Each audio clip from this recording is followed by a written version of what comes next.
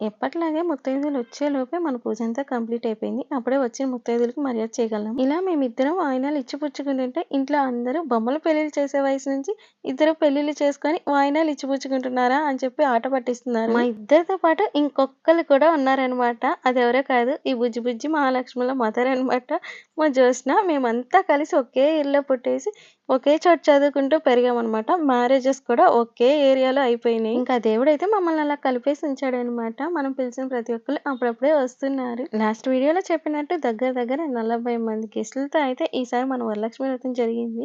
ఇంకా అందులోని ఇలాంటి చిట్టి చిట్టి మహాలక్ష్మిలకు కూడా వాయినం ఇచ్చుకోవడం చాలా హ్యాపీగా ఉంది. ఇంకా ఆ డే అంతా వచ్చిన ప్రతి ఒక్కళ్ళు ఫస్ట్ అమ్మవారిని దర్శనం చేసుకుని వాళ్ళ బ్లెస్సింగ్స్ వాళ్ళు తీసుకున్నాక ఇంకా వాళ్ళ దగ్గర నుంచి మనం బ్లెస్సింగ్స్ తీసుకోవడం అలా జరిగింది. మనకన్నా పెద్దవాళ్ళు మనకి బ్లెస్సింగ్స్ ఇస్తే మనకన్నా చిన్నవాళ్ళు ఇంట్లో ఉన్నారనుకో అప్పుడప్పుడు ఇలా ఆట పట్టించవచ్చు.